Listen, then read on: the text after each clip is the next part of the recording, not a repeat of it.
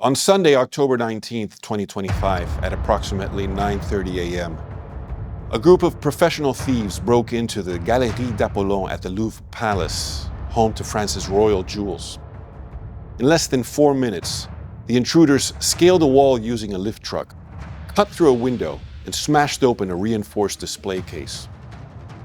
Witnesses say alarms blared as the gang sped away across the Seine on motorbikes, in a scene worthy of a Hollywood film carrying what authorities described as irreplaceable national treasures.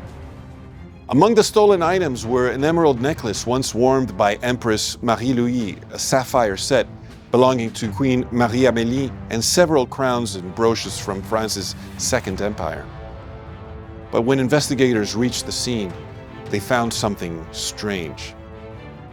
Amid shattered glass and scattered jewels lay one glittering relic, a pearl-and-diamond tiara, bent, damaged, but miraculously still there.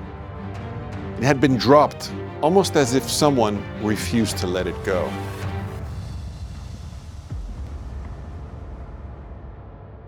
A total of 8 jewels were taken. 1 was recovered. But a mystery still surrounds the heist. All 3 of the stolen sets once belonged to queens. Marie-Louise, the Austrian bride of Napoleon I, Marie-Amélie, the saintly queen of the July monarchy, and the fierce one, the one whose jewels fought back, the last Empress of France. When police released the list of missing items, one detail captured imaginations everywhere. The pearl-and-diamond tiara of Empress Eugénie had been snatched and then mysteriously abandoned outside the museum doors. It may have been a simple accident, but those who know her story see something else entirely. Of all the queens whose crowns rested in the Louvre, she was the one least likely to surrender.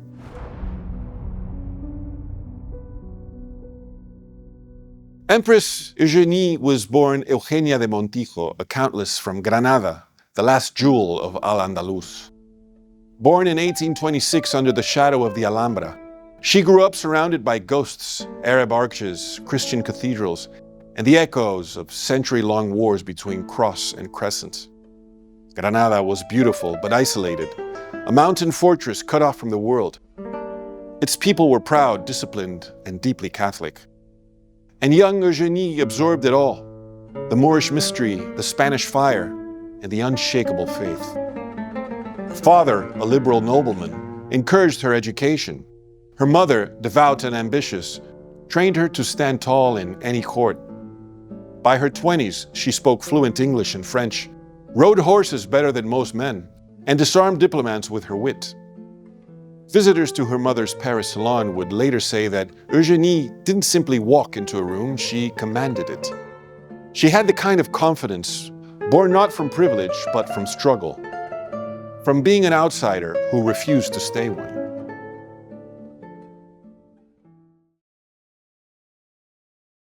In 1853, fate carried her to the glittering court of France. The new emperor, Napoleon III, was searching for a bride. He had money, armies, and ambition, but no lineage and no heir. Every royal house in Europe turned him down. And then came Eugénie, the Countess from Granada, Catholic, noble, and dazzling. Their meeting was electric. When he proposed, she famously replied, "Sire, the road to my heart passes through the chapel." She wouldn't yield until he offered not concubinage, but marriage. Within weeks, she was crowned Empress of the French. France had gained not just the consort, but a force of nature. As Empress, Eugénie ruled the salons of Europe with grace and iron will. She defended the church, advised her husband on policy, and reigned as regent whenever he went to war. She was as comfortable discussing theology with priests as she was inspecting troops in uniform. Her courage was quiet, her faith absolute.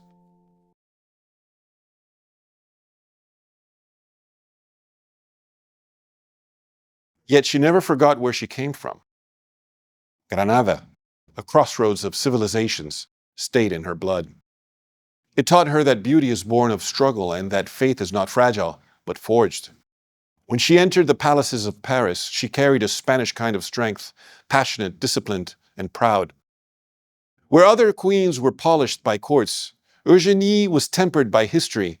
She had grown up in a city conquered and reconquered, and she ruled knowing that crowns can vanish overnight. That awareness gave her both humility and daring, a paradox that made her unforgettable.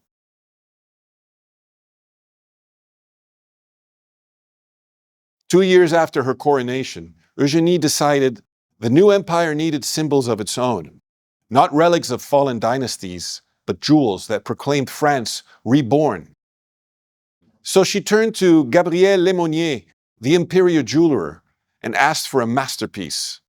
The result was a tiara of pearls and diamonds, arranged in classical scrolls and clusters, designed to shimmer like moonlight. Pearls, in her eyes, were not simply ornaments. They symbolized purity, perseverance, and faith. Treasures born of irritation in time, much like strength born from suffering. She wore the tiara at state occasions, at receptions for Queen Victoria, and at the Exposition Universelle of 1855, where the world saw France restored to splendor. Court diaries recall that when she entered the ballroom, the lights dimmed against her. Pearls glowed like a halo. That tiara would become her signature, graceful, dignified, yet indestructible. It was not inherited.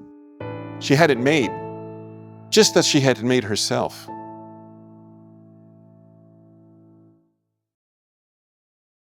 But empires like jewels can break.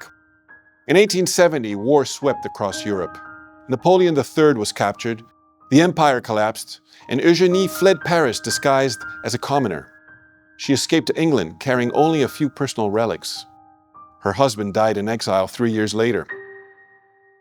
Her only son, the Prince Imperial, was killed in Africa, speared to death while fighting alongside British troops. And yet, through all of it, Eugénie did not bend.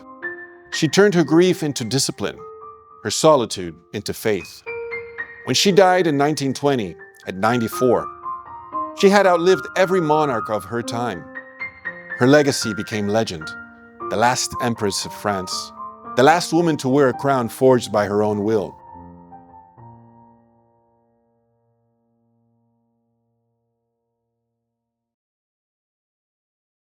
More than a century later, her jewels still rested at the Louvre, silent witnesses of empire in exile. Then, on an ordinary Sunday morning, men with drills and crowbars came for them. They took the sapphires of Marie-Amélie, the emeralds of Marie-Louise, and the brooches of Eugénie. But when they reached for her crown, the Pearl-and-Diamond Tiara that once lit Paris, something went wrong. They dropped it. It hit the floor, shattering parts of the display, and somehow they left it behind. When police arrived minutes later, they found it on the steps outside, bent but unbroken, just like the woman who had worn it. Reporters called it coincidence. But for those who knew her story, it felt like something else, as though the Empress herself had intervened. Because if any queen would defend her jewels, it would be her. The one who forged them not from inheritance, but from resolve. The one who turned beauty into power and tragedy into legend. Maybe it's superstition. Maybe it's just a tiara slipping from a thief's hand. But in a way, the story fits. Marie-Amélie was the saint. She would have forgiven the robbers. Marie-Louise was the diplomat. She would have looked the other way. But Eugénie, she never yielded. Even in history, she shines like her pearls, luminous, pure, and unbreakable. Perhaps that's why her crown, of all the treasures in the Louvre, refused to leave. What do you think? Was it just an accident or coincidence? Or did the Empress intervene from beyond? If you like this story, please hit the like button and consider subscribing if you want to hear more stories like this.